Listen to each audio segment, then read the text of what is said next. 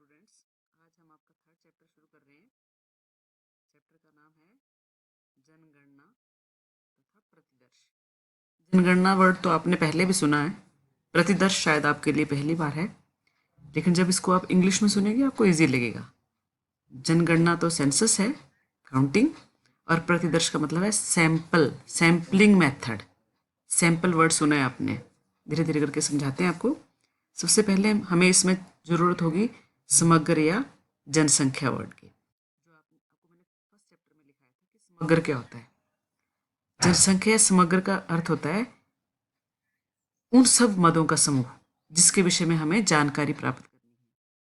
किसी किसी भी समय वो इकाइयों का समूह जनसंख्या समग्र होगा जिसके बारे में हम जानकारी प्राप्त करना चाहते हैं। मान लो हमें आपके कक्षा के विषय में कुछ जानना है, उस समय कक्षा में जितने भी स्टूडेंट्स हैं वो सब जनसंख्या या समग्र कहलाएंगे। अगर हमें पूरे स्कूल के बच्चों के बारे में कोई जानकारी प्राप्त करनी है, उस समय वो पूरे स्कूल के जो बच्चे हैं वो जनसंख्या या समग्र होगा।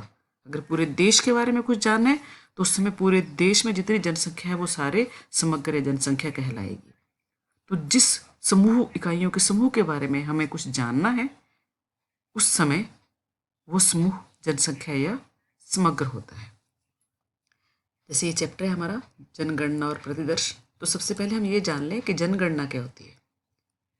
जनगणना विधि वो विधि होती है जिसमें जो अनुसंधान करता है वो समग्र या जनसंख्या, आपको पता है आपकी समग्र या जनसंख्या क्या होती है, उसके प्रत्येक मद, हर एक मद के बारे में आंकड़े एकत्रित करते हैं और इनके आधार पर निष्कर्ष निकालते हैं। सभी एक एक मद के विषय में आंकड़े एकत्रित करते हैं, पूरी जानकारी प्राप्त करते हैं और निष्कर्ष निकालते हैं। इस विधि में क्या गुण है? विश्वसनीय।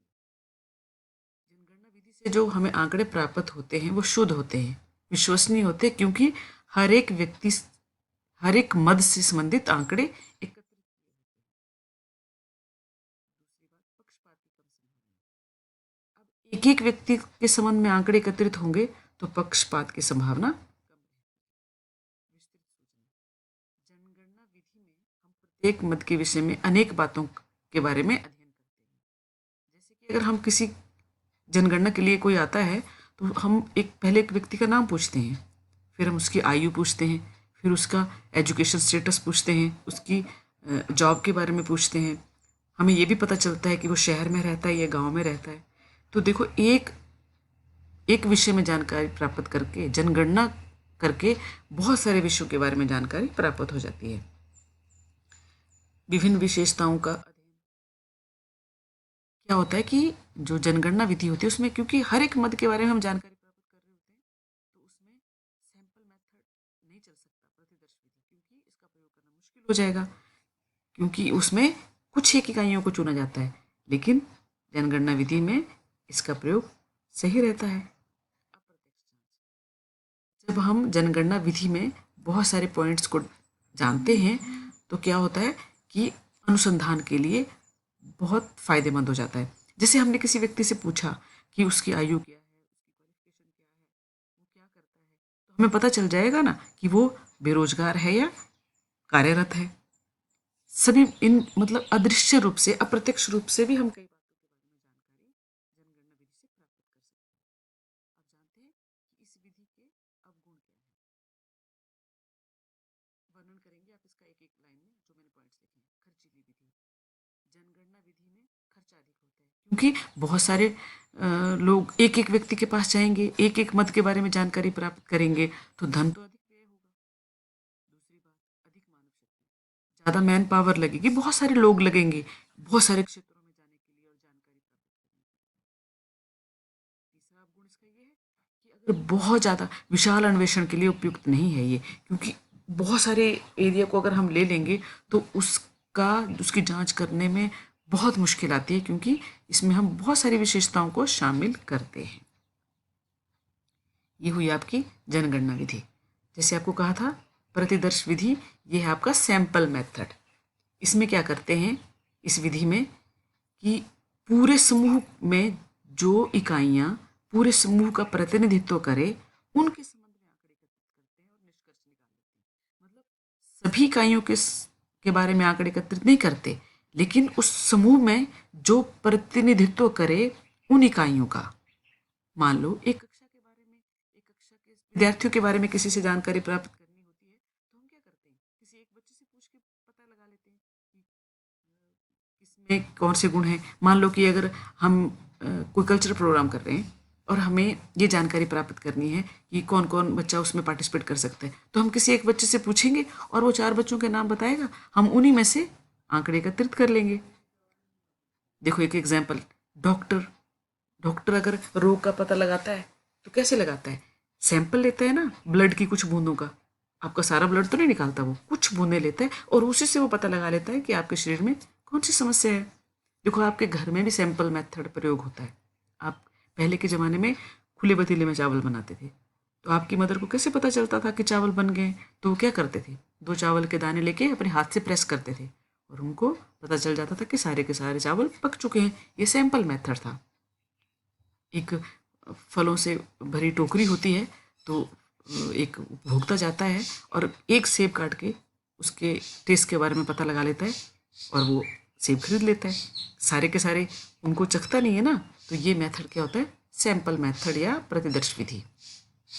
क्या गुण है इसके? कम खर्चीली, क्योंकि सारी इकाइयों के बारे में जानकारी प्राप्त नहीं की जाती, कुछ ही इकाइयों के बारे में जानकारी प्राप्त की जाती है, तो कम खर्चा आता है, समय की बचत। वही बात कि जब थोड़ी इकाइयों के बारे में जानकारी प्राप्त की जाएगी, आंकड़े एकत्रित किए जाएंगे, तो समय की बचत होगी।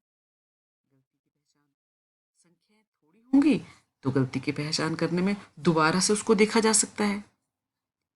व्यापक अन्वेषण, एक बड़े विशाल क्षेत्र में से हम कुछ एक इकाइयों को चुनेंगे और निष्कर्ष निकाल लेंगे, तो व्यापक अन्वेषण करने के लिए भी आसान है। ये विधि अधिक वैज्ञानिक है।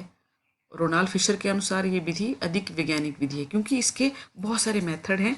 उसको हम नेक्स्ट क्वेश्चन में पढ़ेंगे कि प्रतिदर्श विधि में और कौन कौन से तरीके होते हैं जिससे हम एक प्रतिदर्श या सैंपल बना सकते हैं और निष्कर्ष निकाल सकते हैं। अब देखेंगे कि इसके अवगुण क्या हैं। पक्षपात हो सकता है, हम लोग पक्षपात कर सकते हैं। जैसे हम चुनाव करेंगे बहुत सारी इकाइयों में से कुछ इकाइयों का, तो जो चुनाव करने वाला है वो उन इकाइयों को भी चुन सकता है जो उसके अकॉर्डिंग अच्छी हो, तो पक्षपात हो सकता है। अशुद्ध निष्कर्ष, अब अगर जो आंकड़े हैं वो सही नहीं चुने गए हैं तो रिजल्ट भी तो अशुद्ध आ सकते हैं।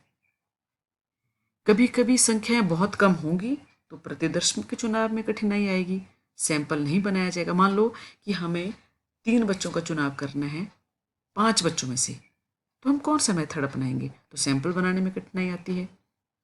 और विशिष्ट ज्ञान का मतलब कि जो सैंपल बनाने वाला होता है उसको खास तरह की ट्रेनिंग होनी चाहिए, तभी सैंपल बना पाएगा। तो ये इसके अवगुण हुए, एक एक लाइन लिखेंगे इसके बारे में। इसके बाद हम इसी चैप्टर का एक और क्वेश्चन करेंगे कि जनगणना विधि और प्रतिदर्श विधि में क्या अंतर है। जो आपने डेफिनेशंस पढ़ी और गुण अवगुण, बिल्कुल वही बातें हैं जिनको फिर रिपीट किया गया है। क्षेत्र, जनगणना विधि में सभी मदों के बारे में सूचना इकट्ठी होती हैं और प्रतिदर्श में कुछ मदों की। तो क्षेत्र एक का विस्तृत है, एक का सीमित है। एक विधि किसी और काम के लिए उपयुक्त होती है और दूसरी किसी और के लिए। जहाँ कम सीमित मात्रा में क्षेत्र है वहाँ जनगणना विधि उपयोग होगी और जहाँ बहुत अधिक बड़ा क्षेत्र है वहाँ प्रतिदर्श विधि उपयोग होगी। शुद्धता, अगर हमें जो आंकड़े इकट्ठे किए हैं उनमें शुद्धता चाहिए तो जनगणना विधि में ज़्यादा शुद्धता होगी, और जो प्रतिदर्श विधि है क्योंकि उसमें कुछ एक इकाइयों के बारे में हम अध्ययन करते हैं इसलिए वहाँ शुद्धता कम होगी। लागत, जनगणना विधि में प्रतिदर्श विधि से ज़्यादा लागत आती है, धन अधिक लगता है, श्रम लगता है, समय लगता है, क्योंकि आकार बड़ा होता है। और प्रतिदर्श विधि में आकार थोड़ा कम होता है इसीलिए लागत भी कम आती है। जैसे समय के बारे में कहा, जनगणना विधि में नेचुरली अब बहुत बड़े क्षेत्र में बहुत सारी जानकारी इकट्ठी करनी, किसी भी इकाई को छोड़ना नहीं है, तो समय अधिक लगता है, और प्रतिदर्श विधि में कम समय लगता है। मदों का स्वरूप, जनगणना विधि में सभी मदों को लेते हैं, सजातीय और विजातीय, मीन्स एक जैसी ना भी हो तब भी लेते हैं, लेकिन जो प्रतिदर्श विधि है उसमें एक जैसी मदों को लिया जाता है। सत्यता की जांच, जनगणना विधि में बहुत मुश्किल है सत्यता की जांच करना, क्योंकि बहुत बड़ा अन्वेषण होता है। उस प्रक्रिया को दोबारा दोहराना पड़े तो बहुत खर्चीला पड़ेगा। लेकिन जो प्रतिदर्श विधि है उसमें इतना कठिन नहीं होता, क्योंकि संख्याएं कम होती हैं। तो अगर दोबारा से जांच करनी हो सत्यता की तो इजीली की जा सकती है। तो आप इसके 5 पॉइंट लिख सकते हो और इसके नोट्स बनाएंगे और इनको याद करेंगे साथ के साथ। ये हाफ चैप्टर हुआ आपका थर्ड। बहुत सारे बच्चों ने होमवर्क कंप्लीट नहीं किया है, और जो नए बच्चे हैं वो भी अपने होमवर्क के चाहे 1 पेज डालेंगे, सारा नहीं डालेंगे, और ये लिखेंगे नीचे कि होमवर्क कंप्लीट कर लिया है। जो बात समझ में ना आए वो व्हाट्सएप में मैसेज करके पूछ भी सकते हैं। Thank you.